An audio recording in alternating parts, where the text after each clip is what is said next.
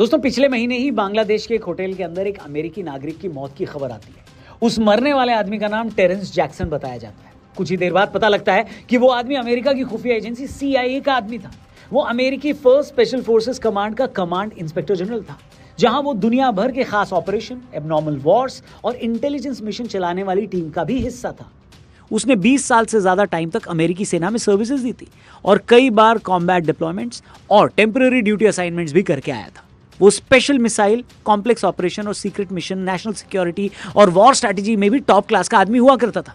इसके ठीक कुछ ही दिन के बाद सोशल मीडिया पर यह खबर भी चलती है कि इसी महीने ढाका के शेल्टन होटल में पाकिस्तानी खुफिया एजेंसी ISI का भी एक अफसर मरा हुआ पाया जाता है।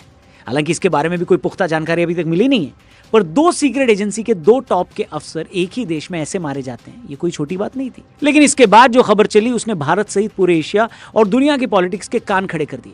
कई सारे जियोपॉलिटिकल एक्सपर्ट्स और सोशल मीडिया ज्ञानियों की माने तो जैक्सन वही आदमी था जिसे चीन के अंदर भारत के प्रधानमंत्री के असैसिनेशन का काम सौंपा गया था। Indian and Russian intelligence agencies may have thwarted a CIA-linked plot to assassinate Prime Minister Narendra Modi. Observers began to wonder, was Putin protecting Modi? And was the incident in Bangladesh connected? Someone linked to unusual security-related communications targeting India's leadership. ऐसा बताया जा रहा है कि प्रधानमंत्री के हालिया चीन दौरे के दौरान उन पर जानलेवा हमले की साजिश हुई थी। बताया जा रहा है कि यह CIA का एक ऑपरेशन था जिसे फेल कर दिया गया। भारत के प्रधानमंत्री की हालिया चीन यात्रा के दौरान उन पर कथित हमले की एक बड़ी साजिश, और इसे लेकर मीडिया, जियोपॉलिटिकल विश्लेषकों और सोशल मीडिया पर काफी चर्चाएं हुई। इस पूरे नैरेटिव पर कई लोग अपनी राय दे रहे हैं। अब सवाल यह है कि क्या ये बात सच भी है, क्योंकि एक बड़े वर्ग को लगता है कि ये टोटली एक फेक न्यूज है। वहीं दूसरी तरफ कई लोगों को इस थियरी में सच्चाई भी दिखती है। और दोस्तों सबसे बड़ा सवाल यह है कि क्या आज की दुनिया में ये सब पॉसिबल भी है। अगस्त सितंबर में प्रधानमंत्री मोदी अपनी ऐतिहासिक चीन यात्रा पर गए थे। यह ऐतिहासिक इसलिए था क्योंकि यह 7 साल के गैप के बाद हुआ था। इस दौरे के दौरान PM मोदी ने कई अहम मुद्दों पर चीनी नेताओं से बातचीत की थी, खासकर सीमा पार आतंकवाद, बायलैटरल रिलेशन और आर्थिक सहयोग इसमें जुड़े हुए थे। इसके साथ ही यह भी बताया गया कि जिस दिन PM मोदी शंघाई के SCO के शिखर सम्मेलन में भाग लेने पहुंचे थे, उसी दिन रूस के राष्ट्रपति व्लादिमीर पुतिन के साथ उनकी 45 मिनट की एक सीक्रेट मीटिंग भी हुई थी। इसी मीटिंग का हवाला देते हुए बताया गया कि रूस की खुफिया एजेंसी को यह पता चल गया था कि यहां भारत के प्रधानमंत्री पर जानलेवा हमला होने वाला है, और इसके बाद रूसी राष्ट्रपति व्लादिमीर पुतिन ने PM मोदी को अपनी कार में बिठाया, जहां उन दोनों के बीच 45 मिनट तक बातें चली। इस बात पर भरोसा करने वाले क्या लॉजिक दे रहे वो भी मैं बता दूं। उनका यह कहना है कि खुद प्रधानमंत्री मोदी ने एक कार्यक्रम में हल्के फुल्के अंदाज में कहा था कि क्या आप लोग सिर्फ इसलिए ताली बजा रहे हैं क्योंकि मैं चीन गया, या इसलिए कि मैं सुरक्षित वापस आ गया। कल रात ही मैं जापान और चीन की यात्रा करके वापस लौटा हूं। आप गया था इसकी ताली बजा रहे हो, आया हूं इसकी ताली बजा रहे हो। अब कई लोग इसको एक संकेत के तौर पर देख रहे हैं। खुफिया एजेंसियों की एक्टिविटी रिपोर्ट्स के अनुसार चीन की मिनिस्ट्री ऑफ स्टेट सिक्योरिटी ने भारत और रूस की एजेंसियों को यह इनपुट दी थी कि प्रधानमंत्री पर संभावित अटैक की आशंका है। इसके बाद खुफिया नेटवर्क एक्टिव हो गया और रूस ने सीधे तौर पर इसमें अपनी भूमिका निभाई। अमेरिका के CIA पर आरोप लगे कि उसने साउथ एशिया में अस्थिरता लाने के लिए भारत के मजबूत लीडरशिप को निशाना बना के देश की ग्लोबल पोजीशनिंग को रोकने की साजिश रची थी। ज्ञानी लोगों की माने तो चीन खुद इस खबर से डरा हुआ है, क्योंकि अगर उनके यहां मौजूद किसी अन्य देश के प्रधानमंत्री पर कोई हमला होता तो डिप्लोमैटिक तौर पर वैश्विक स्तर पर एक बुरी तरह घिर सकता था। वहीं चीनी एजेंसियां भी इस पूरे ऑपरेशन को विफल करने की कोशिश में लगी रही। चीन ने खुद भारत के आतंकवाद के मुद्दे पर भी खुलकर प्राइम मिनिस्टर मोदी का साथ देने के संकेत दिए थे। हालांकि कई जगहों पर चीन की सरकारी मीडिया ने इस पर कमेंट करने से खुद को बचाया, कमेंट उन्होंने नहीं किया। अब जब बात किसी देश के प्रधानमंत्री की सुरक्षा पर आती है दोस्तों, तो दुनिया की कोई भी सिक्योरिटी एजेंसी उसका परेशान होना बनता है, खासतौर पर एक ऐसा देश जिसके 2 प्रधानमंत्रियों को ऐसे हमलों में निशाना बनाया जा चुका हो। वहीं लाल बहादुर शास्त्री जी की ताशकंद में मृत्यु का राज आज भी संदेह के घेरे में। ऐसे में प्रधानमंत्री मोदी की सुरक्षा पर डबल एश्योरेंस लेना जरूरी है। पर जैसा कि हमने आपको बताया, कई लोग इस पूरी घटना को, इस पूरे न्यूज को सिर्फ सोशल मीडिया की बनावट मान रहे हैं और कह रहे हैं कि ये सिर्फ एक फेक न्यूज है, एक थियरी है।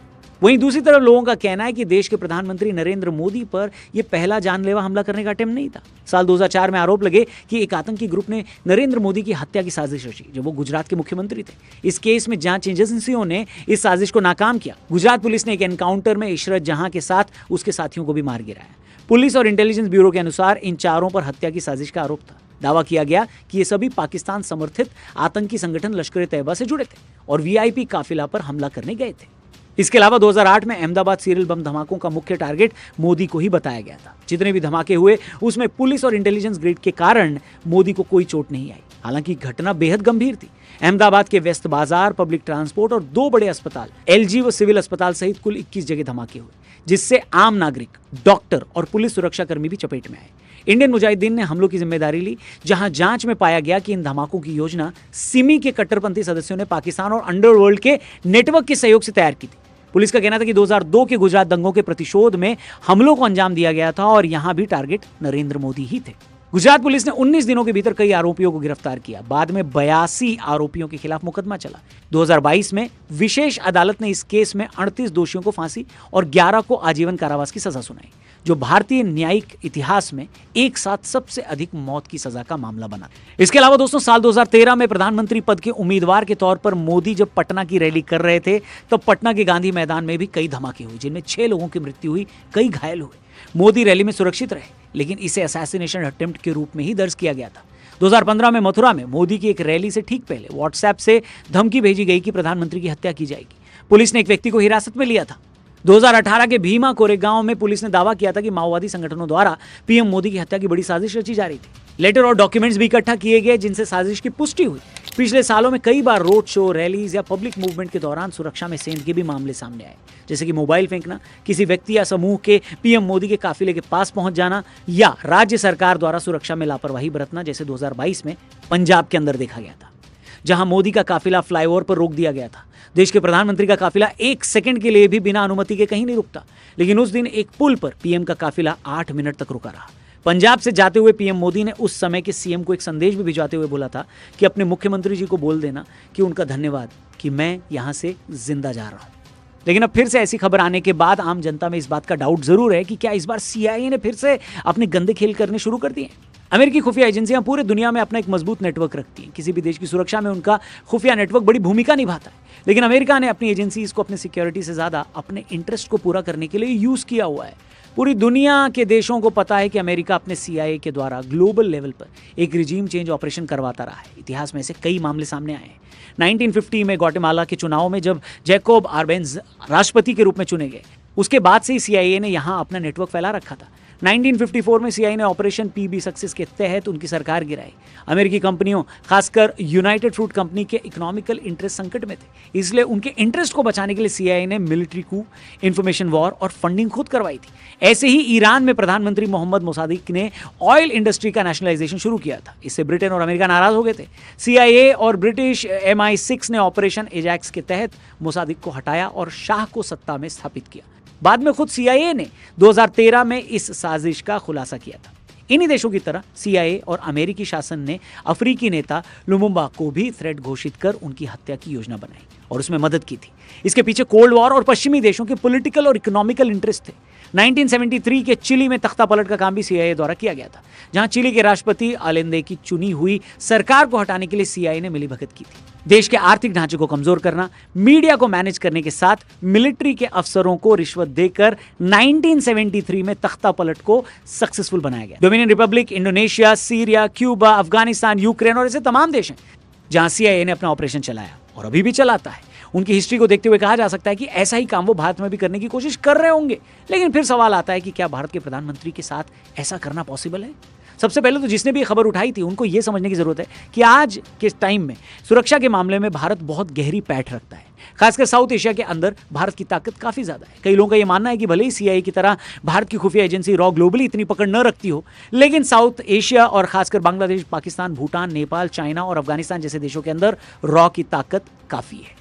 खुफिया एजेंसियों का सबसे पहला काम यही होता है कि उनके ऑपरेशन का पता आम पब्लिक को न लगे। अगर एक खबर सच में पब्लिक के बीच आई है तो बहुत साफ बात है कि इसमें शायद ही कोई सच्चाई हो, वो भी तब जब यहां चीन, भारत, अमेरिका और रूस की 4 बड़ी खुफिया एजेंसीज भी शामिल थी। इसके साथ ही ये बात भी है कि भैया चीन के अंदर भारत के पीएम को निशाना बनाना शक की सुई चीन पर भी डालता है। लेकिन इस बीच ये रिस्की काम पूरी दुनिया में यूएसए का पर्दा भी फाश कर सकता था। एक ऐसे टाइम पर जब ट्रंप रिजीम में ऑलरेडी अमेरिका के मित्र देश परेशान हैं और दुनिया एक गहरे आर्थिक संकट की तरफ तेजी से बढ़ रही है, उस दौरान वो क्यों इतने बड़े पंगे लेगा? लेकिन फिर भी ऐसा नहीं है कि अमेरिका चुपचाप बैठा है। अमेरिका ही क्यों, दुनिया के बाकी वो देश जो भारत के साथ दुनिया के सामने मित्रता का चेहरा दिखाते हैं, दरअसल उनके खुद के इंटरेस्ट इसमें जुड़े हो सकते हैं। दोस्तों, जियोपॉलिटिक्स की दुनिया में कहा जाता है कि कोई भी देश किसी दूसरे देश का परमानेंट दोस्त या परमानेंट दुश्मन नहीं होता। हाँ, भारत और पाकिस्तान के बीच ये परमानेंट है कि पाकिस्तान हमारा दुश्मन रहेगा ही।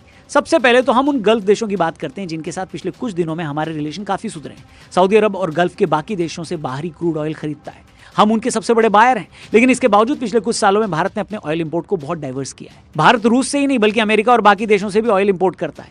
एक डाइवर्स पोर्टफोलियो होने के नाते किसी भी वैश्विक युद्ध के कारण भारत के ऑयल इंपोर्ट का इस पर असर नहीं पड़ता।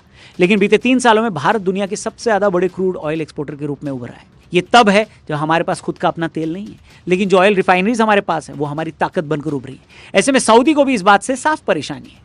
भारत अमेरिका सहित और भी कई देशों को तेल बेचकर भारी प्रॉफिट कमा रहा है। इसने गल्फ देशों के साथ अमेरिका को भी चिंता में डाला है। अमेरिका के राष्ट्रपति ट्रंप कितनी बार भारत को रूसी तेल खरीदने से मना कर चुके हैं, लेकिन बावजूद इसके भारत ने यह काम बंद नहीं किया। एक सो कॉल्ड सुपर पावर के लिए ये किसी बेइज्जती से कम नहीं है दोस्तों। इसके साथ ही ऑपरेशन सिंदूर में भारत की डिफेंस लॉबी की मजबूती और हमारे बढ़ते मैन्युफैक्चरिंग ने भी अमेरिका को परेशान कर रखा है। दरअसल ये देश बिल्कुल भी नहीं चाहते हैं कि भारत एक मैन्युफैक्चरिंग हब बने। अमेरिका के लिए ये एक देजावू की तरह है, क्योंकि उसी की वजह से चीन जैसा बड़ा देश आज एक आर्थिक महाशक्ति बना है। चीन को बढ़ावा देकर अमेरिका ने अपनी मैन्युफैक्चरिंग वहां शिफ्ट की और देखते ही देखते आज चीन दुनिया का मैन्युफैक्चरिंग हब बन गया, जो आज अमेरिका को ही आंखें दिखाता है। अमेरिका ये भारत के साथ नहीं चाहता। उसे अभी भी यही लगता है कि हम बस उनसे सामान खरीदते रहें और खुद कुछ बनाएं ही नहीं। पीएम मोदी की आत्मनिर्भर भारत की सोच इसीलिए इन देशों के हित में नहीं है। वहीं अमेरिका से ट्रेड डील के टाइम भी भारत अपने एग्रीकल्चर मार्केट को अमेरिका के लिए खोलने को तैयार नहीं है। ट्रंप की भी सबसे बड़ी प्रॉब्लम यही है। वहीं पाकिस्तान के साथ मिलकर अमेरिका हमारे देश पर एक मिलिट्री दबाव बढ़ाने की कोशिश कर रहा है। पाकिस्तान के साथ हमारा क्या पंगा है ये बताना बेईमानी है। ऐसे में बांग्लादेश वो देश बनकर निकला है जहां ग्लोबल खुफिया एजेंसीज के कई सारे ऑपरेशन एक साथ चल रहे हैं। बांग्लादेश न केवल भारत के पड़ोस में है बल्कि वहां CIA, ISI, चीन और बाकी देशों के भी एजेंट्स एक्टिव है। पाकिस्तान ने भी हाल ही में बोला है कि वो भारत पर अब ईस्ट से वॉर करेगा। यही वजह है कि बांग्लादेश अब एक ऐसा एरिया है जहां पर जियोपॉलिटिकल चीजें कुछ ज्यादा ही एक्टिव रहेंगी। पर दोस्तों, कुल मिलाकर बात यह है कि दुनिया में ये एक बहुत मुश्किल टाइम चल रहा है। वैश्विक मंदी के मुहाने पर खड़ी दुनिया ये देख रही है कि कैसे अपना हित पहले देखा जाए। एक तरफ यूरोप है जो अमेरिका के रहमो करम पर है, दूसरी तरफ एशिया है जहां चाइना और भारत जैसी 2 बड़ी आर्थिक शक्तियां हैं, जिनके बीच में पाकिस्तान, अफगानिस्तान और मिडिल ईस्ट के देश अपने खेल चला रहे हैं। ऐसे में भारत और उनकी लीडरशिप जिन ताकतों से लड़ रही है उसका हमें अंदाजा भी नहीं है। लेकिन दोस्तों, जैसे ही समुद्र मंथन से अमृत से पहले विष निकला था, उसी तरह यह देखना होगा कि आज के टाइम में कैसे और कब तक ये मॉडर्न विश निकलेगा। बाकी दोस्तों, आप भी कमेंट करके बताना क्या लगता है आपको। क्या प्राइम मिनिस्टर मोदी पर हमला करने की साजिश रची गई थी या फिर आपको लगता है ये एक फेक न्यूज़ है? कमेंट करना, चैनल को सब्सक्राइब करना। ये वीडियो पसंद आई हो तो इसे अपने दोस्तों से जरूर शेयर करना। Thank you for watching. जल्दी मिलते हैं। जय हिंद।